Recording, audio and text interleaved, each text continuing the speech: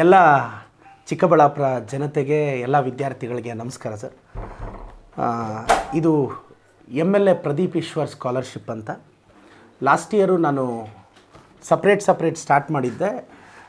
ಆಗ ಏನಾಯಿತು ಅಂದರೆ ಅದು ತುಂಬ ಕನ್ಸಿಸ್ಟೆಂಟಾಗಿ ನಾನು ಕೊಡೋಕ್ಕಾಗಲಿಲ್ಲ. ಅಂದರೆ ಇನ್ ದ ಸೆನ್ಸ್ ಅದು ಬೇರೆ ವಿಧಾನಸಭಾ ಕ್ಷೇತ್ರದ ವಿದ್ಯಾರ್ಥಿಗಳೇ ತುಂಬ ಬೆನಿಫಿಟ್ ಆದರೂ ಪ್ಲಸ್ ನಮ್ಮ ವಿಧಾನಸಭಾ ಕ್ಷೇತ್ರದ ವಿದ್ಯಾರ್ಥಿಗಳಿಗೆ ಕೆಲವರು ಮಿಸ್ ಆಯಿತು. ಯಾಕೆಂದರೆ ನಾನು ಹೋಗಿ ಡೈರೆಕ್ಟಲ್ಲಿ ಕಾಲೇಜಲ್ಲಿ ಕೊಟ್ಟೆ. ಸೊ ಈ ಬಾರಿ ನಾನು ತುಂಬ ಪ್ಲ್ಯಾನ್ ಮಾಡಿ ವರ್ಕೌಟ್ ಮಾಡಿ ಇದು MLA ಪ್ರದೀಪ್ ಈಶ್ವರ್ ಸ್ಕಾಲರ್ಶಿಪ್ ಅಂತ ಬ್ಯಾಂಕಲ್ಲಿರೋ ಬ್ಯಾಲೆನ್ಸ್ ನೋಡಿಕೊಂಡಾಗ ಖುಷಿಯಾಗುತ್ತೆ.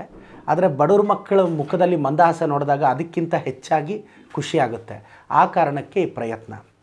SSLC ಓದೋ ವಿದ್ಯಾರ್ಥಿಗಳಿಗೆ ಗೌರ್ಮೆಂಟ್ ಆಗಲಿ, ಏಡೆಡ್ ಆಗಲಿ, ಪ್ರೈವೇಟ್ ಆಗಲಿ, ಅವ್ರ ಆರ್ಥಿಕ ಸ್ಥಿತಿ ಏನೇ ಇರಲಿ, ಬಡವರು ಶ್ರೀಮಂತರಲ್ಲದೆ ನನ್ನ ವಿಧಾನಸಭಾ ಕ್ಷೇತ್ರಕ್ಕೆ ಸೇರೋ ಯಾವುದೇ ವಿದ್ಯಾರ್ಥಿಗೆ SSLC ಓದೋ ವಿದ್ಯಾರ್ಥಿಗೆ ಒಬ್ಬೊಬ್ರಿಗೆ ₹1000 ಸ್ಕಾಲರ್ಶಿಪ್ಪು ಕೊಡ್ತಾಯಿದ್ದೀನಿ. ನನ್ನ ಅಂದಾಜಿನ ಪ್ರಕಾರ 4,500 to 5,000 ಜನ SSLC ಮಕ್ಕಳಿದ್ದಾರೆ ಗೌರ್ಮೆಂಟ್, ಏಡೆಡ್ ಮತ್ತು ಪ್ರೈವೇಟ್ ಸ್ಕೂಲಲ್ಲಿ. ಅಷ್ಟೂ ಜನ ಮಕ್ಕಳು ಇದಕ್ಕೆ ಎಲಿಜಿಬಲ್ ಇರ್ತಾರೆ. ಮತ್ತು ಡಿಪ್ಲೊಮೊ ಮತ್ತು ITI ಸ್ಟೂಡೆಂಟ್ಸ್ಗೆ ₹1,500 ಸ್ಕಾಲರ್ಶಿಪ್ಪು. ಸೆಕೆಂಡ್ PUC ಓದೋ ಮಕ್ಕಳು science, commerce, arts, second PUC ಓದೋ ಮಕ್ಕಳು ಸೈನ್ಸು, ಆರ್ಟ್ಸು, ಕಾಮರ್ಸು. ತಮ್ಗೆ ಅನ್ನಿಸ್ಬೋದು ನಾನು ಡೇಟಾ ಎಲ್ಲ ತೊಗೊಂಡೆ 1 ತಿಂಗಳಿಂದ. ನಮ್ಮ ಕ್ಷೇತ್ರದಲ್ಲಿ second PUC science, commerce, arts ಓದೋರೆ 4,000 ಜನ ಇದ್ದಾರೆ. ಅದಕ್ಕೆ ಸೆಕೆಂಡ್ PUC ಅವ್ರು ಕೊಡ್ತಿದ್ದೀನಿ. ಈಗ ಫಸ್ಟ್ ಇಯರಲ್ಲಿರೋರು ಆಲ್ರೆಡಿ ಲಾಸ್ಟ್ ಇಯರ್ ಸ್ಕಾಲರ್ಶಿಪ್ ತೊಗೊಂಡಿದ್ದಾರೆ. ಅವ್ರು ನೆಕ್ಸ್ಟ್ ಇಯರ್ ಸ್ಕಾಲರ್ಶಿಪ್ ತೊಗೊತಾರೆ. ಸೊ ಅವರು ಹತ್ತತ್ರ ಒಂದು 4,000 ಜನ ಇದ್ದಾರೆ. ನನಗೆ diploma ITI exact number idea ಇಲ್ಲ. But second PUC science, commerce, arts ಅವರೊಂದು 4,000 ಮಕ್ಕಳಿದ್ದಾರೆ. ಅಷ್ಟೂ ಜನ ಇದಕ್ಕೆ ಎಲಿಜಿಬಲ್ ಇರ್ತಾರೆ. ಬಟ್ ಚಿಕ್ಕಬಳ್ಳಾಪುರ ವಿಧಾನಸಭಾ ಕ್ಷೇತ್ರದವ್ರು ಆಗಿರಬೇಕು. ಮತ್ತು final year degree students BA, BCom, BSc, BBA, BCA, BSW ಯಾರು ಬೇಕಾದರೂ ಆಗಿರ್ಬೋದು. ಅವರು ನನ್ನ ಕಾನ್ಸ್ಟಿಟ್ಯುಯೆನ್ಸಿ ವಿದ್ಯಾರ್ಥಿಗಳಾಗಿರಬೇಕು. ಅವ್ರು ಎಲ್ಲಾದರೂ ಓದಲಿ. ಗೌರಿಬಿದನೂರಲ್ಲಿ ಓದ್ತಿದ್ದಾರೆ, ಶಿಡ್ಲಘಟ್ಟ, ಚಿಂತಾಮಣಿ, ಬೆಂಗಳೂರು ಎಲ್ಲಾದರೂ ಓದ್ತಿರಲಿ. ಬಟ್ ಅವರು ನನ್ನ ಕ್ಷೇತ್ರದವ್ರು ಆಗಿರಬೇಕು. ಅವರ ತಂದೆ ನನ್ನ ಕ್ಷೇತ್ರದವ್ರು ಆಗಿರಬೇಕು. ಆಗಿದ್ದರೆ ಇದಕ್ಕೆ ಎಲಿಜಿಬಲಿ. ಈ ಡೇಟಾ ನಾನು ತೊಗೊಂಡ್ರೆ ಇವರು ಸರಿಸುಮಾರು ಒಂದು 4,500 ಜನ ವಿದ್ಯಾರ್ಥಿಗಳಿದ್ದಾರೆ. ಮತ್ತು final year students MBBS, engineering, MSc, MA, MCom, MBA, MSW, BAMS, dental ಇವ್ರಿಗೆ ಒಬ್ಬೊಬ್ಬರಿಗೆ ₹3,000 ಕೊಡ್ತಾಯಿದ್ದೀನಿ ಸರ್. ಇವರು ನನ್ನ ಕ್ಷೇತ್ರದವರಾಗಿರ್ಬೋದು. ಫೈನಲ್ ಇಯರೇ ಯಾಕೆ ಇಟ್ಕೊಂಡಿದ್ದೀನಿ ಅಂದರೆ ಇದು ಪ್ರತಿ ವರ್ಷ ನಾನು ಕೊಡೋದ್ರಿಂದ ಈಗ ಇಷ್ಟು ಕೋರ್ಸಲ್ಲಿ ಫೈನಲ್ ಇಯರ್ ಒಂದು 2,500 ಜನ ಇದ್ದಾರೆ ಹತ್ತತ್ರ. ಒಟ್ಟಾರೆಯಾಗಿ ನಾನು ಅನೌನ್ಸ್ ಮಾಡ್ತಿರೋ ಸ್ಕಾಲರ್ಶಿಪ್ಪು 10,000ಕ್ಕೂ ಹೆಚ್ಚು ವಿದ್ಯಾರ್ಥಿಗಳು ಬೆನಿಫಿಟ್ ತಗೊತಾರೆ. ಬಟ್ 10,000 ವಿದ್ಯಾರ್ಥಿಗಳಂತೂ ಇದರಲ್ಲಿ ಇದ್ದೇ ಇರ್ತಾರೆ. ಸೊ SSLC ಓದೋ ವಿದ್ಯಾರ್ಥಿಗಳು ₹1,000, ಡಿಪ್ಲೊಮೊ ITI ಅವರಿಗೆ ₹1,500, ಸೆಕೆಂಡ್ PUC ಸ್ಟೂಡೆಂಟ್ಸ್ಗೆ ₹2,000, ಫೈನಲ್ ಇಯರ್ ಡಿಗ್ರಿ ಸ್ಟೂಡೆಂಟ್ಸ್ಗೆ ₹2,000, ಫೈನಲ್ ಇಯರ್ ಇಂಜಿನಿಯರಿಂಗ್ ಈ ಸ್ಟೂಡೆಂಟ್ಸ್ಗೆ ₹3,000 ಇದಿರುತ್ತೆ. 1 ತಿಂಗಳು ಅಪ್ಲೈ ಮಾಡೋಕ್ಕೆ ಟೈಮ್ ಕೊಡ್ತೀವಿ. 1 ತಿಂಗಳು ಇವರಿಗೆ ಟೈಮ್ ಇರುತ್ತೆ.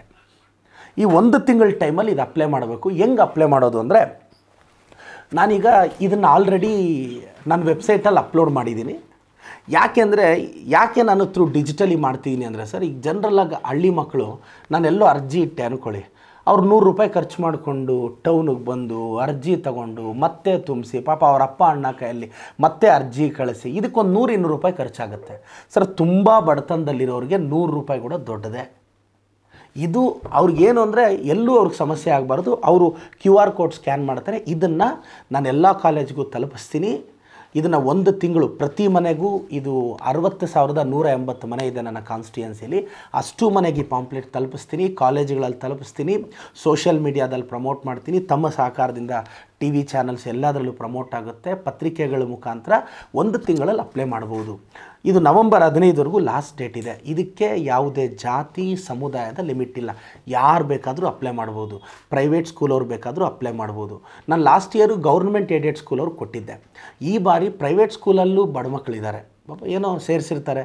ಅದಕ್ಕೆ ನನ್ನ ಅಂದಾಜು ಸರಿಸುಮಾರು ಇದು ಒಂದು 10,000 ಜನಕ್ಕಿಂತ ಹೆಚ್ಚು ಜನಕ್ಕೆ ಸ್ಕಾಲರ್ಶಿಪ್ ಕೊಡ್ತೀನಿ ಈ ವರ್ಷ. ಒಂದು 7ರಿಂದ 8 ಕೋಟಿ ರೂಪಾಯಿ ಆಗ್ಬೋದು ಅನ್ನೋದು ನನ್ನ ಅನಿಸಿಕೆ.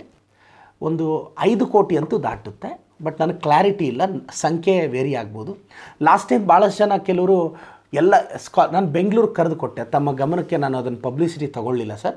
ಬ್ಯಾಂಗ್ಳೂರಲ್ಲಿ ಪೂರ್ಣಿಮಾ ಪ್ಯಾಲೇಸ್ ಅನ್ನೋ ಚೌಲ್ಟ್ರಿಗೆ MBBS ಇಂಜಿನಿಯರಿಂಗ್ ಎಲ್ಲ ಹುಡುಗರನ್ನ ಕರೆದು 1000ಕ್ಕೂ ಹೆಚ್ಚು ಹುಡುಗರನ್ನ ಕರೆದು ಬೆಂಗಳೂರಲ್ಲಿ ನಾನು ಸ್ಕಾಲರ್ಶಿಪ್ ಕೊಟ್ಟು ಯಾವುದೇ ಪ್ರಮೋಷನ್ ಮಾಡೋಕ್ಕೆ ಹೋಗಿರಲಿಲ್ಲ.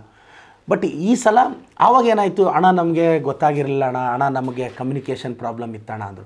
ಅದಕ್ಕೆ ಈ ವರ್ಷ ಪ್ರೆಸ್ ಮೀಟ್ ಕರಿತಿದ್ದೀನಿ. SSLC, second PUC, degree, MBBS ಓದ್ತಿರೋರು ಇದು ಅಪ್ಲೈ ಮಾಡಿ. ಮತ್ತು ಇದು ನಿರಂತರವಾಗಿ ಎವ್ರಿ ಇಯರ್ ಕೊಡ್ತೀನಿ. ಇದು www.pradeepishwarmla.com ವೆಬ್ಸೈಟ್ಗೆ ಹೋಗಿ ಸಿಂಪಲ್ಲಾಗಿ ತಮ್ಮ ಮೊಬೈಲಲ್ಲಿ 1 ನಿಮಿಷದಲ್ಲಿ ಅರ್ಜಿ ತುಂಬಿಸಿ, ನಮ್ಮ ಟೀಮ್ ನಿಮಗೆ ಕಾಲ್ ಬ್ಯಾಕ್ ಮಾಡ್ತಾರೆ. ನಿಮ್ಮ ಸ್ಕಾಲರ್ಶಿಪ್ ನಿಮಗೆ ತಲುಪಿಸ್ತೀನಿ, ನಿಮಗಿದು ತಲುಪಿಸ್ತೀನಿ. ಇದು ಹೇಗೆ ತಮ್ಮ ಮನೆಗೆ ತಲುಪಿಸೋದಾ ಅಥವಾ ಕಾರ್ಯಕ್ರಮ ಮಾಡೋದಾ, ಅದು ನಂತರ ಚರ್ಚೆ ಮಾಡ್ತೀನಿ. ಮಾಡಿ ಇದನ್ನು ಒಂದು 10,000 ವಿದ್ಯಾರ್ಥಿಗಳು ಇದರಿಂದ ಬೆನಿಫಿಟ್ ಆಗ್ತಾರೆ ಅಂತ ನಾನು ಮತ್ತೆ ಹೇಳ್ತಿದ್ದೀನಿ. ಭಗವಂತ ಒಂದು ಅವಕಾಶ ಕೊಟ್ಟಿದ್ದಾನೆ, ಅದು ನನ್ನಂಥ ಹುಡುಗನಿಗೆ. ನಾನು ಈಗಾಗಲೇ ಅಮ್ಮ ಆಂಬುಲೆನ್ಸ್ ನಡೆಸ್ತಾ ಇದ್ದೀನಿ. ಮೊನ್ನೆ ವರಮಹಾಲಕ್ಷ್ಮಿ ಹಬ್ಬಕ್ಕೆ ಅರಿಶಿನ ಕುಂಕುಮ ಕೊಟ್ಟಿದ್ದೀನಿ. ಮಕ್ಕಳಿಗೆ ಲಾಸ್ಟ್ ಇಯರ್ ಹಬ್ಬಕ್ಕೆ ಬಟ್ಟೆ ಕೊಡಿಸ್ದೆ 25,000 ಜನ ಮಕ್ಕಳಿಗೆ. ಈಗ ದೀಪಾವಳಿಗೆ 20,000 ಮಕ್ಕಳಿಗೆ ಬಟ್ಟೆ ಕೊಡಿಸ್ತಿದ್ದೀನಿ. ಅದು ಲಾಸ್ಟ್ ಟೈಮ್ ಸ್ವಲ್ಪ ಸೈಜ್ ಎಲ್ಲ ವೇರಿ ಆಯಿತು. ಆ ಕಾರಣಕ್ಕೆ ಈ ಸಲ ತುಂಬ ಪ್ರತಿಯೊಂದು ಸೈಜು ಇದೆಲ್ಲ ತೊಗೊಂಡು ದೀಪಾವಳಿಗೆ ಕೊಡಲೇಬೇಕು ಅಂತ ಆಲ್ರೆಡಿ ಆರ್ಡರ್ ಮಾಡಿದ್ದೀನಿ. ಮತ್ತು ಶಿವರಾತ್ರಿಗೆ ಅಂಗನವಾಡಿ ಮಕ್ಕಳಿಗೆ ಕೊಡ್ತೀನಿ. ಇದೆಲ್ಲ ನನಗೆ ನಾವು ಈ ಜನ್ರೇಷನ್ ರಾಜಕಾರಣಿಗಳು 20 ವರ್ಷ 30 ವರ್ಷ ನಾನೇ ಗೆಲ್ಲಬೇಕು, ಏನೋ ಮಾಡಬೇಕು ಅನ್ನೋ ಹಠ ಇದಿಲ್ಲ. ಭಗವಂತ ಒಂದು ಅವಕಾಶ ಕೊಟ್ಟಿದ್ದಾನೆ, ಒಳ್ಳೇದು ಮಾಡಬೇಕು, ಮಾಡ್ತೀನಿ. ನಂತರ ಈಗಾಗಲೇ ನಮ್ಮೂರಿಗೆ ನಮ್ಮ ಶಾಸಕ ಅಂತ ನಾನು 2 ಪಂಚಾಯಿತಿ, ಮುದ್ದೇನಹಳ್ಳಿ ಪಂಚಾಯಿತಿಯ 17 ಹಳ್ಳಿ ಸುತ್ತಿದ್ದೀನಿ, ನಂದಿ ಪಂಚಾಯಿತಿಯ 5 ಹಳ್ಳಿ ಸುತ್ತಿದ್ದೀನಿ. ಈಗ ಪುರ ಪಂಚಾಯಿತಿಯ 23, 24 ಪುರ ಪಂಚಾಯಿತಿ ಹಾಕ್ಕೊಂಡಿದ್ದೀನಿ. ಈಗಾಗಲೇ ನಂದಿ ಪಂಚಾಯಿತಿ ಮತ್ತು ಮುದ್ದೇನಹಳ್ಳಿ ಪಂಚಾಯಿತಿಯಲ್ಲಿ ಅವ್ರು ಏನೆಲ್ಲ ಸಮಸ್ಯೆ ಕೊಟ್ಟಿದ್ರು ಅದು ಅತಿ ಬೇಗ ಪತ್ರಿಕಾ ಪ್ರಕಟಣೆ ಮಾಡಿ ಅವ್ರು ಏನು ಸಮಸ್ಯೆ ಹೇಳಿದ್ರು ನಾನು ಅದಕ್ಕೇನು ಪರಿಹಾರ ಕೊಟ್ಟೆ ಅದನ್ನು ತಮ್ಮ ಗಮನಕ್ಕೆ ತರ್ತೇನೆ. ದಯವಿಟ್ಟು ಚಿಕ್ಕಬಳ್ಳಾಪುರದ ಎಲ್ಲ ವಿದ್ಯಾರ್ಥಿಗಳು ಇದನ್ನು ಸದುಪಯೋಗ ಪಡಿಸ್ಕೊಳ್ಳಿ. ನನ್ನ ತಮ್ಮಂದರಿಗೆ, ನನ್ನ ತಂಗಿಯಂದರಿಗೆ ನಿಮ್ಮ ಬದುಕು ಚೆಂದ ಇರಬೇಕು ಅನ್ನೋದಷ್ಟೇ ನನ್ನ ಆಸೆ. ದಯವಿಟ್ಟು ಇದಕ್ಕೆ ಅಪ್ಲೈ ಮಾಡಿ. ಎಲ್ಲರೂ ಅಪ್ಲೈ ಮಾಡೋದು, ಬಟ್ ದಯವಿಟ್ಟು ಇದು ನನ್ನ ವಿಧಾನಸಭಾ ಕ್ಷೇತ್ರಕ್ಕೆ ಮಾತ್ರ ಸೀಮಿತ. ಯಾಕೆಂದರೆ ಲಾಸ್ಟ್ ಇಯರ್ ಫಾರ್ ಎಕ್ಸಾಂಪಲ್ಲು ನಾನು ಮುನ್ಸಿಪಲ್ ಕಾಲೇಜಲ್ಲಿ 3,000 ಜನ ಮಕ್ಕಳಿಗೆ ಸ್ಕಾಲರ್ಶಿಪ್ ಕೊಟ್ಟೆ. ಅಲ್ಲೇನಾಗೋಯಿತು, 1,800 ಜನ ಬೇರೆ ಬೇರೆ ಕಡೆಯವರು. ಹಾಗೆ ಅಂತ ನಾನು ಬೇರೆಯವ್ರಿಗೆ ಕೊಡಬಾರ್ದು ಅಂತಲ್ಲ, ನಾನು ಇನ್ನೂ ಅಷ್ಟು ಶ್ರೀಮಂತ ಆಗಿಲ್ಲ. ನನ್ನ ಕಾರ ಮೇಲೇನೂ EMI ಇದೆ, ನಾನು ಕಷ್ಟದಲ್ಲಿದ್ದೀನಿ. ಮತ್ತೇನು ಸರ್ ಇಷ್ಟೆಲ್ಲ ಮಾಡ್ತಿದ್ದೀರಾ, ಇದೆಲ್ಲ ಏನೋ ಆಗೋಕ್ಕಲ್ಲ, ಮೊನ್ನೆ ಆಗಿರೋದಕ್ಕೆ ನನಗನ್ಸಿದ್ದು ನಾನು ಒಳ್ಳೇದು ಮಾಡಬೇಕು ಅಂತ ನನಗನ್ಸಿದೆ, ನಾನು ಮಾಡ್ತೀನಿ. ಸೊ ಇಂಥ ಒಳ್ಳೆಯ ಕಾರ್ಯಗಳೇ ನನ್ನನ್ನು ಕಾಪಾಡಿರೋದು. ಮೋಸ್ಟ್ಲಿ ಇದು ನನ್ನ ಬದುಕಲ್ಲಿ ಕಾಪಾಡುತ್ತೆ ಅಂತ ಬಯಸಿದ್ದೀನಿ. ದಯವಿಟ್ಟು ಇದನ್ನು ಇದು ಮಾಡಿ. ಯಾರೇ ಮಧ್ಯವರ್ತಿಗಳ ಅವಶ್ಯಕತೆ ತಮಗಿಲ್ಲ. ನಾನು ವಿದ್ಯಾರ್ಥಿಗಳಿಗೆ ಹೇಳ್ತಿದ್ದೀನಿ, ನೀವು ಡೈರೆಕ್ಟಾಗಿ ಪ್ರದೀಪ್ ಈಶ್ವರ್ MLA ವೆಬ್ಸೈಟ್ಗೆ ಹೋಗಿ ಅಪ್ಲೈ ಮಾಡಿ. ನಾವು ಪಾರ್ಟಿ ನೋಡಲ್ಲ, ಜಾತಿ ನೋಡಲ್ಲ, ಯಾವುದೇ ಪ್ರಶ್ನೆ ಇರಲ್ಲ. ದಯವಿಟ್ಟು ಅಯ್ಯೋ ಪಾಪ ನಾವು MLAಗೆ ಸಪೋಸ್ ನಿಮ್ಮ ತಂದೆನೋ ನಿಮ್ಮ ಕುಟುಂಬನೋ ಬೇರೆ ಪಾರ್ಟಿ ಜೊತೆ ಗುರುತಿಸ್ಕೊಂಡು ನಾನು ಹೆಂಗೆ ಅಪ್ಲೈ ಮಾಡಲಿ ಅನ್ನೋ ಆಭಾಸ ಬೇಡ. ಸಂಬಂಧಗಳು ಬೇರೆ, ನಿಮ್ಮ ಭವಿಷ್ಯ ಬೇರೆ, ಕುಟುಂಬದ ರಾಜಕಾರಣ ಬೇರೆ. ಯಾರು ಬೇಕಾದರೂ ಅಪ್ಲೈ ಮಾಡ್ಬೋದು. ನಾನು ಎಲ್ಲ ಪಕ್ಷಾತೀತವಾಗಿ ದಯವಿಟ್ಟು ಎಲ್ರಿಗೂ ಹೇಳ್ತೀನಿ, ತಮ್ಮ ಮಕ್ಕಳಿಗೆ ಸ್ಕಾಲರ್ಶಿಪ್ ಅಪ್ಲೈ ಮಾಡಿಸಿ. ಅನ್ಕಂಡೀಷ್ನಲಿ ಅವ್ರ ಭವಿಷ್ಯಕ್ಕೆ ನಾನು ಮಾಡೋ ಒಂದು ಚಿಕ್ಕ ಸಹಾಯ. ಎಲ್ರಿಗೂ ಒಳ್ಳೆಯದಾಗಬೇಕು.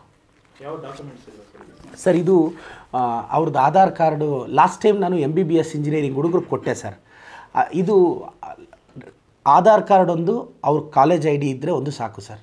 ಆಧಾರ್ ಕಾರ್ಡಲ್ಲಿ ಅಟ್ಲೀಸ್ಟ್ ನಮ್ಗೆ ಅವ್ರಿಗೆ ನಾನಿಲ್ಲಿ ಒಂದು ಮೆನ್ಷನ್ ಮಾಡಿದ್ದೀನಿ, 30 ಪಂಚಾಯತಿಯವ್ರು ಆಗಿರಬೇಕು. ಅಗಲುರ್ಕಿ, ಅಂಗ್ರೇಕ್ನಹಳ್ಳಿ, ಅವಲಗುರ್ಕಿ, ನಂದಿ, ಅಜ್ವಾರ, ಅರೂರು, ದಿಬ್ಬೂರು, ದೊಡ್ಡಮರಳಿ, ದೊಡ್ಡಪೇಲುರ್ಕಿ, ಹೊಸುಡ್ಡಿ, ಆರೋಬಂಡೆ, ಎಸ್ಗೊಲ್ಲಹಳ್ಳಿ, ಕುಪ್ಪಳ್ಳಿ, ತಿಪ್ಪೇನಹಳ್ಳಿ, ಕಮಗುಟ್ಟಹಳ್ಳಿ, ಮಂಚನಬಲೆ, ಮುದ್ದೇನಹಳ್ಳಿ, ಜರಬಂಡಹಳ್ಳಿ, ಮೆಣಕನಗುರ್ಕಿ, ಶ್ಯಾಂಪುರ, ಗೌಡಗೆರೆ, ಹಳೆಹಳ್ಳಿ, ಪುರ, ಮಾಚನಹಳ್ಳಿ, ಮಂಡಿಕಲ್ಲು, ಪೆರೇಸನರ, ಪಟ್ರೇನಹಳ್ಳಿ, ಪೋಷಟ್ಟಹಳ್ಳಿ, ಅಡ್ಗಲ್, ಕೊಂಡೇನಹಳ್ಳಿ. ಈ 30 ಪಂಚಾಯತಿಗೆ ಅವ್ರು ಸೇರಿರಬೇಕು.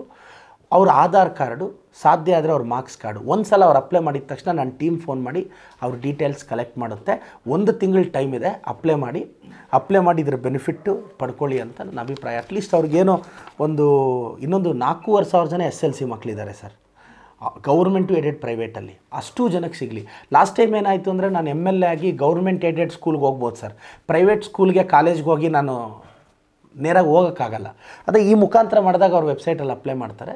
ಒಂದು 10,000 ಜನ ಅಂತೂ ಇದರಿಂದ ಬೆನಿಫಿಟ್ ಆಗ್ತಾರೆ ಸರ್. ಇದು ನನ್ನ ಕಷ್ಟಾರ್ಜಿತ, ನನ್ನ ಪರಿಶ್ರಮ, ನನ್ನ ದುಡಿಮೆ, ನನ್ನ ಬೆವರು, ನನ್ನ ಸೇವಿಂಗು. ನನ್ನ ಹತ್ರ ಇವತ್ತು 30-40 ಸೈಟ್ ಇಲ್ಲ, ನನ್ನ ಹತ್ರ ಇವತ್ತು ಜಮೀನಿಲ್ಲ, ನಾನು ಯಾವುದೇ ಪ್ರಾಪರ್ಟಿ ಮಾಡಿಲ್ಲ, ನಾನು ಮಾಡೋದು ಇಲ್ಲ, ನನಗೆ ಜಮೀನು ಅವಶ್ಯಕತೆ ಇಲ್ಲ, ಸೈಟ್ಗಳ ಅವಶ್ಯಕತೆ ಇಲ್ಲ, ದುಡ್ದಿದ್ದೆಲ್ಲ ಬಡವ್ರ ಮಕ್ಕಳಿಗೆ ಖರ್ಚು ಮಾಡ್ತೀನಿ. ಅಧಿಕಾರದಲ್ಲಿರ್ತೀನೋ ಇಲ್ವೋ ನನ್ನ ಹೆಸರು ಕೇಳಿದಾಗ ನಮ್ಗೆ ಒಳ್ಳೇದು ಮಾಡೋದು ಅನ್ನೋ ಫೀಲ್ ಬಂದರೆ ಸಾಕು. ಇದು ನನ್ನ ಕ್ಷೇತ್ರದ ಜನತೆಗೆ ನಿಮ್ಮ ಅಣ್ಣನ ಒಂದು ಸಹಕಾರ. ಓಕೆ ಸರ್, ತಾವು ಹೇಳಿದ್ದು ಒಳ್ಳೇದಾಯಿತು ಸರ್. ನನಗೆ ಸರ್ ಇದರಲ್ಲಿ ಬಿ ಎಡ್ ಅವ್ರನ್ನೆಲ್ಲ ಇನ್ಕ್ಲೂಡು, ನಾನು ಮತ್ತೆ TCH ಮಾಡೋರು, ಬಿ ಎಡ್ ಮಾಡೋರು, ಬಿ ಎಡ್ ಮಾಡೋರು ದಯವಿಟ್ಟು ಅಪ್ಲೈ ಮಾಡಿ. ನೀವು ಹೇಳಿದ್ದು ಒಳ್ಳೇದಾಯಿತು. ನಾನು CB.Ed, B.Ed ಅವರು ಅಪ್ಲೈ ಮಾಡಿ. ನಾನು ಇಲ್ಲೇ ಅನೌನ್ಸ್ ಮಾಡ್ತಿದ್ದೀನಿ, ದಯವಿಟ್ಟು ಎಲ್ಲರೂ ಅವರು ಅಪ್ಲೈ ಮಾಡಿ. ಮೋಸ್ಟ್ಲಿ ಅದು ಮರ್ತಿದ್ದೀನಿ, ಅದು ಅಪ್ಲೈ ಮಾಡಿ. ಅವ್ರಿಗೂ ನಾನೇನು PUC ಡಿಗ್ರಿ ಮಕ್ಕಳಿಗೆ 2,2 ಸಾವಿರ ಕೊಡ್ತೀನಿ, ಆ ಕೋರ್ಸ್ವರೆಗೂ ನಾನು ಕನ್ಸಿಡರ್ ಮಾಡ್ತೀನಿ ಸರ್. ಅದು ಇದಾಗಿದೆ. ನಾನೇನು ಅಂದರೆ ನನ್ನ ಕಾನ್ಸ್ಟಿಟ್ಯೂನ್ಸಿ ನಗರದ 31 ವಾರ್ಡು, 30 ಪಂಚಾಯಿತಿ ಮತ್ತು ಇವ್ರು ಸೇರಿ ನೀವೆಲ್ಲಾದರೂ ಓದ್ತಾಯಿರಿ. ನೀವು ಗೌರಿಬಿದನೂರು ಓದ್ತಾಯಿರಿ. ನಾನು ಈಗಾಗಲೇ ಗೌರಿಬಿದನೂರಲ್ಲಿ ಓದೋ ಮಕ್ಕಳ ಡೀಟೇಲ್ಸ್ ತೆಗೆದಿದ್ದೀನಿ. ಬೆಂಗಳೂರಲ್ಲಿ ಯೂನಿವರ್ಸಿಟಿಗಳಿಗೆ ನಾನು 2 ತಿಂಗಳಿಂದನೇ ಪತ್ರ ಬರೆದೆ. ಆ್ಯಕ್ಚುಲಿ ಇದು ಅನೌನ್ಸ್ ಮಾಡೋದಕ್ಕಿಂತ ಮುಂಚೆ ನಾನು ಎಲ್ಲ ಕೋರ್ಸ್ಗೂ ಅನೌನ್ಸ್ ಮಾಡೋಣ ಅಂದ್ಕೊಂಡೆ ಸರ್. ಫಾರ್ ಎಕ್ಸಾಂಪಲ್ಲು ಎಲ್ಲ ಕೋರ್ಸ್ಗೆ ಅನೌನ್ಸ್ ಮಾಡೋಣ ಅಂದರೆ first PUC, second PUC, first year degree, second year degree ಹತ್ತತ್ರ 40,000 ಟಚ್ ಆಗಿಬಿಡ್ತಿದೆ. ಮತ್ತು ಅದು ನನಗೆ ಹೊರೆ ಆಗಿಬಿಡುತ್ತೆ. ಅದಕ್ಕೋಸ್ಕರ ಇದೆಲ್ಲ ಹೋಮ್ ವರ್ಕ್ ಮಾಡ್ಕೊಂಬಂದೇ ಅನೌನ್ಸ್ ಮಾಡ್ತಿದ್ದೀನಿ. ನನಗೆ ಕೊಡೋ ಶಕ್ತಿ ಇದೆಯಾ, ಎಷ್ಟು ಜನಕ್ಕೆ ಇದು ಮಾಡ್ಬೋದು ಏನು ಅಂತ. 10,000 ಜನ ಅಂತೂ ಇದರಿಂದ ಬೆನಿಫಿಟ್ ಆಗ್ತಾರೆ ಸರ್. ಈಗ ಸ್ಕಾಲರ್ಶಿಪ್ ಯಾಕೆ ಕೊಡಬೇಕು ಅಂತ ಇಲ್ಲ ಸರ್. ಈಗ ಏನಾಗುತ್ತೆ, ಹಳ್ಳಿಗಳಲ್ಲಿ ಒಂದು SLC ಮಕ್ಕಳಿಗೆ 1,000 ರೂಪಾಯಿ, ಆ ಏಜ್ಗೆ ಅದು ಭಾಳ ದೊಡ್ಡದು. ಒಂದು ಗೈಡ್ ತೊಗೋಬೇಕು, ಒಂದು ಬುಕ್ ತೊಗೋಬೇಕು, ಅಪ್ಪ 300 ರೂಪಾಯಿ ಕೂಲಿಗೆ ಹೋಗ್ತಾರೆ. ಒಂದು ನೋಟ್ ಬುಕ್ ಕೊಡಿಸಿದ್ರೆ ಕೊಡ್ಸೋಕ್ಕಾಗಲ್ಲ, ಒಂದೊಂದು ಸಲ ಅವ್ರು ಬರೆಯಲ್ಲ ಮಕ್ಕಳು. ಒಂದು ಗೈಡ್ ತೊಗೋಬೇಕು. ಈಗ ಎಕ್ಸಾಮ್ ಹತ್ರ ಬರ್ತಿದೆ, ಪ್ರಿಪ್ರೇಟ್ರಿಗಳು ಹತ್ರ ಬರ್ತಿದೆ. ಈಗ PUC ಓದೋ ಮಕ್ಕಳಿಗೆ ಏನೋ ಒಂದು ಬಟ್ಟೆ ತೊಗೋಬೇಕು ಸರ್. ಈ 1,000 ರೂಪಾಯಲ್ಲಿ ಮಕ್ಕಳು ಇಷ್ಟ. ನಾನು ಹೇಳೋದೇನು ಗೊತ್ತಾ, ತುಂಬ ಜವಾಬ್ದಾರಿಯಿಂದ ಬೆಳೆದಿರೋ ಮಕ್ಕಳಿರ್ತಾರೆ. ಈ 2,000 ರೂಪಾಯಿ ಸ್ಕಾಲರ್ಶಿಪ್ಪಲ್ಲಿ ಅವ್ರ ಅಮ್ಮಗೆ ಮೆಡಿಸಿನ್ ಕೊಡಿಸ್ಲಿ, ಅವ್ರ ಅಪ್ಪಗೆ ಮೆಡಿಸಿನ್ ಕೊಡಿಸ್ಲಿ, ಅವ್ರ ಅಮ್ಮಗೆ ಒಂದು ಒಳ್ಳೆ ಊಟ ಮಾಡಿಸ್ಲಿ. ಹೆಣ್ಮಕ್ಳು ಕೆಲವ್ರು ಇವತ್ತು ಪಾಪ ಒಂದು ಒಳ್ಳೆ ಬಟ್ಟೆ ಇರಲ್ಲ, ಒಳ್ಳೆ ಬಟ್ಟೆ ತೊಗೊಳ್ಳಿ. ಈ ಸ್ಕಾಲರ್ಶಿಪ್ ಅವ್ರು ಏನಕ್ಕಾದರೂ ಬಳಸ್ಕೊಳ್ಳಿ. ನಾನು ಆ ಕಾರಣಕ್ಕೆ ಅವ್ರಿಗೆ ನಾನು ಕೊಡ್ತಾ ಇರೋದು. ಅವ್ರವ್ರ ಕಷ್ಟ ಏನಿರುತ್ತೋ ಅದು ಅನುಕೂಲ ಆಗಲಿ. ಯಾಕೆಂದರೆ ನನಗೆ ನೆನಪಿದೆ, ಕೆಲವರು ಹುಡುಗರು ನನಗೆ ಫೋನ್ ಮಾಡ್ತಾರೆ, ಅಣ್ಣ ನಾನು ಈ ಸಲ ಸ್ಟೇಟ್ ಟಾಪರ್ ಆಗ್ತೀನಣ್ಣ, ನನಗೆ ಝೆನ್ ಗೈಡ್ ತಕ್ಕೊಡೋಣ ಅಂತ ಕೇಳಿದ್ದಾರೆ. ಅವ್ರಿಗೊಂದು 600-700 ರೂಪಾಯಿ ಬೇಕು. ಅವ್ರ ಮನೇಲಿ ಕೇಳಿದ್ರೆ ಇರೋ ಬುಕ್ಸ್ ಓದ್ಕೊಳ್ಳೋಕ್ಕಾಗಲ್ವ, ಮನೇಲಿ ನೋಟ್ಸ್ ಕೊಡಿಸಲ್ವಾ ಅಂತಾರೆ. ಏನೋ ಒಬ್ಬ ಟಾಪರು ಹುಟ್ಟಬೋದು. ಇದರಿಂದ ಗೊತ್ತಿಲ್ಲ ಸರ್ ಯಾರಿಗೂ ಒಳ್ಳೇದಾಗುತ್ತೋ ಸರ್. ಈ ಸ್ಕಾಲರ್ಶಿಪ್ಪಿಂದ ಒಂದು 10 ಜನ ಯಶಸ್ವಿಯಾಗಿ ನಮ್ಮ ತಾಲೂಕಿಗೆ ಹೆಸರು ತರಲಿ. ಪ್ರತಿ ವರ್ಷ ಸರ್, ಲಾಸ್ಟ್ ಇಯರ್ ಏನಾಯಿತು ನೋಡಿ, ಲಾಸ್ಟ್ ಇಯರ್ ನಾನು SSLC ಮಕ್ಕಳಿಗೆ, ಗೌರ್ಮೆಂಟ್ ಏಡೆಡ್ ಮಕ್ಕಳಿಗೆ ಸರಿಸುಮಾರು 3,000 ಜನ ಮಕ್ಕಳಿಗೆ ಶಾಲೆಗೆ ಹೋಗಿ ಕೊಟ್ಟಿದ್ದೀನಿ. ಮತ್ತು MBBS ಇಂಜಿನಿಯರಿಂಗ್ ಮಕ್ಕಳಿಗೆ ಬೆಂಗಳೂರು ಕರೆದು ಕೊಟ್ಟೆ. ಯಾಕೆಂದರೆ ಇಲ್ಲಿ ಕಾರ್ಯಕ್ರಮ, ಅಬ್ಬರ ಇದೆಲ್ಲ ತುಂಬ ಜನ ಬೆಂಗಳೂರಲ್ಲಿ ಓದ್ತಿದ್ರು, ಕೊಟ್ಟೆ. PUC ಮಕ್ಕಳಿಗೆ ಕಾಲೇಜಲ್ಲಿ ಹೋಗೇ ಕೊಟ್ಟೆ. ಆದರೆ ಪ್ರೈವೇಟ್ ಕಾಲೇಜು, ಕೆಲವು ಖಾಸಗಿ ಕಾಲೇಜ್ ಮಕ್ಕಳು ಅಣ್ಣ ನಮಗೆ ಯಾಕೆ ಕೊಡಲಿಲ್ಲ ಅಂತ ಕೇಳಿದ್ರು. ಮತ್ತು ನಾನು ಖಾಸಗಿ ಕಾಲೇಜ್, ಈಗ ಗೌರ್ಮೆಂಟ್ ಕಾಲೇಜಿಗಾದರೆ SDMCಗೆ ನಾನೇ ಅಧ್ಯಕ್ಷ, ಆದರೆ ಪ್ರತಿ ಪ್ರೈವೇಟ್ ಕಾಲೇಜ್ಗೂ ನಾನು ಹೋಗೋಕ್ಕಾಗಲ್ಲ. ಆ ಕಾರಣಕ್ಕೆ ಆ ಮಕ್ಕಳು ಸಫರ್ ಆಗಬಾರ್ದು ಅಂತ ಇವಾಗ ಈ ಥರ ಮಾಡಿದ್ದೀನಿ. ಅವ್ರು ಜಸ್ಟ್ ವೆಬ್ಸೈಟಲ್ಲಿ ಎಂಟ್ರಿ ಮಾಡಿದ್ರೆ ಸರ್, ಇದು ಮುಂದಿನ 4 ವರ್ಷ ಕೊಡ್ತೀನಿ ಸರ್. ನಾನು ಈಗ ಹೆಂಗೆ ಪ್ಲ್ಯಾನ್ ಮಾಡಿದ್ದೀನಿ ಅಂದರೆ ಸರ್, ಈಗ SLC ಮಕ್ಳಿಗೆ ಲಾಸ್ಟ್ ಇಯರ್ ಕೊಟ್ಟಿದ್ದೀನಿ, ಅವ್ರಿಗೆ ಫಸ್ಟ್ ಇಯರಲ್ಲಿದ್ದಾರೆ. ಲಾಸ್ಟ್ ಇಯರ್ ಸೆಕೆಂಡ್ ಇಯರ್ ಮಕ್ಳಿಗೆ ಕೊಟ್ಟಿದ್ದೀನಿ, ಅವ್ರಿಗೆ ಫಸ್ಟ್ ಇಯರ್ ಡಿಗ್ರಿಯಲ್ಲಿದ್ದಾರೆ. ಈಗ ತೊಗೊತಾ ಇರೋರು ಫಸ್ಟ್ ಟೈಮ್ ಸ್ಕಾಲರ್ಶಿಪ್ ತೊಗೊಳ್ಳೋರು, ನೆಕ್ಸ್ಟ್ ಇಯರು ಸೆಕೆಂಡ್ ಇಯರ್ ಅವ್ರು ಥರ್ಡ್ ಇಯರ್ಗೆ ಬಂದು ತೊಗೊತಾರೆ. ಅಂದರೆ ಆಲ್ಮೋಸ್ಟ್ ಎಲ್ಲರೂ ಕವರ್ ಆಗ್ತಾರೆ ಸರ್. ಇದು ಎವ್ರಿ ಇಯರ್ ಮುಂದುವರಿಯುತ್ತೆ ಸರ್. ಇದೊಂದು ಹೋಮ್ ವರ್ಕ್ ಮಾಡ್ಕೊಂಬಂದೆ ಅನೌನ್ಸ್ ಮಾಡಿದೆ ಸರ್. ಇಲ್ಲ ಸರ್, ಬೈ ಹ್ಯಾಂಡ್ ಏನಾಗುತ್ತೆ ಅಂದರೆ ಸರ್, ನಾನು ಗಮನಿಸಿದ್ದು ಮೊದಲೆಲ್ಲ ಸ್ಕಾಲರ್ಶಿಪ್ ಕೊಡ್ತಿದ್ರಲ್ಲ, ಫಾರ್ ಎಕ್ಸಾಂಪಲ್ ಬೆಂಗಳೂರಲ್ಲಿ ಕೆಲವರು 2,000-3,000 ಸ್ಕಾಲರ್ಶಿಪ್ ಕೊಡೋರು ಸರ್.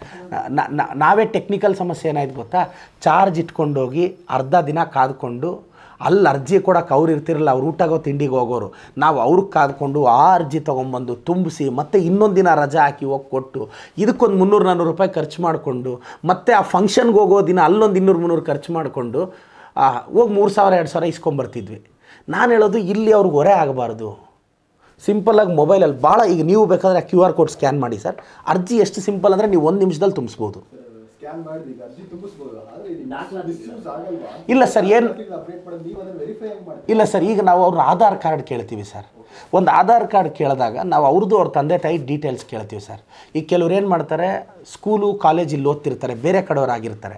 ನಾವು ಅವ್ರದ್ದು ಆಧಾರ್ ಕಾರ್ಡ್ ಕೊಟ್ಟಾಗ ಡೀಟೇಲ್ಸ್ ಕ್ರಾಸ್ ವೆರಿಫೈ ಮಾಡ್ತೀವಿ, ಅವ್ರ ತಂದೆ ತಾಯಿ ಹೆಸರು ತೊಗೊತೀವಿ ಸರ್. ನಾವು ಅದನ್ನು ನಮ್ಮ ಹತ್ರ ಒಂದು ಡೇಟಾ ಬೇಸ್ ಇದೆ, ನಮ್ಮ ಹತ್ರ ಕಂಪ್ಲೀಟ್ ಡೇಟಾ ಬೇಸ್ ಇದೆ ಸರ್. ಒಂದೊಂದು ಊರಲ್ಲಿ ಯಾರಿದ್ದಾರೆ ಏನಿದ್ದಾರೆ ನನ್ನ ಹತ್ರನೇ ಒಂದು ಡೇಟಾ ಬೇಸ್ ಇದೆ. ಪ್ರತಿ ಊರಲ್ಲಿ ಎಷ್ಟು ಜನ ಇದ್ದಾರೆ, ಎಷ್ಟು ಬೂತ್ ಇದೆ, ಏನಿದೆ, ನನ್ನ ಫಿಂಗರ್ ಟಿಪ್ಪಲ್ಲೇ ಒಂದು ಡೇಟಾ ಬೇಸ್ ಇದೆ ಸರ್. ನನಗೆ ಆ ಊರಲ್ಲಿ ಅವ್ರು ಇದ್ದಾರಾ ಇಲ್ವಾ ಅಂತ, ಅಂದರೆ ನಾನೊಂದು ಸಾಫ್ಟ್ವೇರ್ ಡಿಸೈನ್ ಮಾಡ್ಕೊಂಡಿದ್ದೀನಿ. ಆ ಊರಲ್ಲಿ ಅವ್ರು ಇದ್ದಾರಾ ಇಲ್ವಾ ಅನ್ನೋದು ನಮ್ಗೆ ಈಸಿಯಾಗಿ ಗೊತ್ತಾಗುತ್ತೆ ಸರ್. ಆ ಸಾಫ್ಟ್ವೇರಲ್ಲಿ ಸರ್ಚ್ ಮಾಡಿದ್ರೆ ನನಗೆ ಐಡಿಯಾ ಬರುತ್ತೆ ಅಂತ. ನಾವೊಂದು 2 ಲಕ್ಷ ಜನದ್ದು ಡೇಟಾ ಬೇಸ್ ಇಟ್ಕೊಂಡಿದ್ದೀನಿ ಸರ್. ಅವ್ರಿಗೆ ಏನಂದರೆ ಇದನ್ನು ನೋಡಿ, ಫಾರ್ ಎಕ್ಸಾಂಪಲ್ ಇಲ್ಲಿರೋ ಎಲ್ಲ ಇಂಜಿನಿಯರಿಂಗ್ ಕಾಲೇಜಿಗೂ ಇದು ಕೊಡ್ತೀವಿ. ಈಗಾಗಲೇ ವೆಬ್ಸೈಟಲ್ಲಿ ಅಪ್ಲೋಡ್ ಮಾಡಿದ್ದೀವಿ. ಪತ್ರಿಕಾ ಪ್ರಕಟಣೆಗಳು, TV ಚಾನಲ್ಲು, ನಾಳೆ ಎಲ್ಲ ಆಲ್ಮೋಸ್ಟ್ 15 ಬೋರ್ಡ್ಗಳು ಅಪ್ಪಾಗ್ತಿದೆ. ಇವತ್ತು ಎಲ್ಲ ಬೋರ್ಡ್ಸು ಅಪ್ಪಾಗ್ತಿದೆ. ಮತ್ತು ಎಲ್ಲ ಚಾನಲ್ಸ್ ಮುಖಾಂತರ ಮತ್ತು ಪ್ರತಿ ಮನೆಗೂ ಇದನ್ನು ತಲುಪಿಸ್ತೀನಿ. ಈಗ ಪ್ರತಿ ಮನೆಗೆ ತಲುಪಿಸ್ತೀನಿ. ಮತ್ತು ಎಲ್ಲ ನಾನು ಆಲ್ರೆಡಿ ಡೇಟಾ ತೊಗೊಂಡಿದ್ದೀನಿ ಸರ್. ನಾನೇನು ಅಂದರೆ ಅನೌನ್ಸ್ ಮಾಡೋದಕ್ಕಿಂತ ಮುಂಚೆ ನಾನು ಡೇಟಾ ತೊಗೊಂಡು ಕ್ಯಾಲ್ಕುಲೇಟ್ ಮಾಡಿ ನಾಳೆ ನಾನು ಅನೌನ್ಸ್ ಮಾಡಿಬಿಟ್ಟು ನಾಳೆ ಸಮಸ್ಯೆ ಆಗಬಾರ್ದು ಅಂತ 1 ತಿಂಗಳು ಟೈಮ್ ಇದೆ. ಬಟ್ ನಾವು ಇದು ಪ್ರಮೋಟ್ ಮಾಡ್ತೀವಿ ಸರ್. ಇದು ಸುಮ್ಮನೆ ಕೊಡಬೇಕು ಅಂತ ಒಂದಷ್ಟು ಜನಕ್ಕೆ ಕೊಡಲ್ಲ. ನಾನು ಯಾರ್ಯಾರು ಕೊಟ್ಟರೆ ಯಾವ್ಯಾವ ಊರಿಗೆ ಕೊಟ್ಟೆ ಅಂತ ನಿಮಗೆ ಡೇಟಾನು ಪಬ್ಲಿಷ್ ಮಾಡ್ತೀನಿ ಸರ್. ಸರ್ ಈಗ SSLC 4,500 ಇದ್ದಾರೆ. ಗೌರ್ಮೆಂಟ್, ಏಡೆಡ್, ಪ್ರೈವೇಟ್ 4,500 ಇದ್ದಾರೆ. ಮಂಚನಹಳ್ಳಿ 1000 ಜನ ಇದ್ದಾರೆ. 4,500 ಅವರು. ಸೆಕೆಂಡ್ PUC ಒಂದು 3,500 ಅವರಿದ್ದಾರೆ. ಮತ್ತು ನಿಮಗೆ ಡಿಗ್ರಿಯಲ್ಲಿ 2,500-3,000 ಬರ್ತಾರೆ. ITI, ಇಂಜಿನಿಯರಿಂಗು, MBBS ಅವ್ರು ತುಂಬ ಜನ ಬರ್ತಾರೆ. 10,000 ನಂಬರ್ ಅಂತೂ ಕ್ರಾಸ್ ಆಗುತ್ತೆ ಸರ್. ಇದರಿಂದ 10,000 ಸ್ಟೂಡೆಂಟ್ಸು ಬೆನಿಫಿಟ್ ಆಗ್ತಾರೆ. ಮಿನಿಮಮ್ 5 ಕೋಟಿ ಅಂತೂ ಖರ್ಚಾಗುತ್ತೆ. ಅದ್ರ ಮೇಲೆ ಎಷ್ಟಾಗುತ್ತೋ ಗೊತ್ತಿಲ್ಲ. 10 ಕೋಟಿ ಆದರೂ ಕೊಡ್ತೀನಿ, 20 ಕೋಟಿ ಆದರೂ ಕೊಡ್ತೀನಿ. ಹಿಂದೆ ಸರಿಯೋ ಪ್ರಶಸ್ತಿನೇ ಇಲ್ಲ. ನನ್ನ ಬೆವರು, ನನ್ನ ಕಷ್ಟ, ಹಳ್ಳಿ ಮಕ್ಕಳಿಗೆ ಒಳ್ಳೆಯದಾಗಲಿ ಮಾಡ್ತೀನಿ. ನಾನು ಹೇಳ್ತಾ ಇರ್ತೀನಿ, ಬ್ಯಾಂಕ್ ಬ್ಯಾಲೆನ್ಸ್ ನೋಡಿದಾಗ ನನಗೆ ಎಲ್ರಿಗೂ ಖುಷಿ ಆಗುತ್ತೆ. ಆದರೆ ನನಗೆ ಬಡವ್ರ ಮಕ್ಕಳ ಮುಖದಲ್ಲಿ ಮಂದಹಾಸ ನೋಡಿದಾಗ ಖುಷಿ ಆಗುತ್ತೆ. ಅದು ನಾನು ಇವತ್ತು ತಮ್ಮ ಪತ್ರಿಕೆಯಲ್ಲಿ ನಾನು ಓದಿದೆ, ಬೆಳಗ್ಗೆ ಸರ್ ಓದಿದೆ. ಬಟ್ ನನಗದು ಮಿನಿಸ್ಟರ್ ಸಾಹೇಬರು ನನಗೆ ಸಿಕ್ಕಿಲ್ಲ. ಅದು ಏನು ಎಕ್ಸಾಕ್ಟ್ ಏನಾಗಿದೆ ಅಂತ ನನಗೆ ಗೊತ್ತಿಲ್ಲ.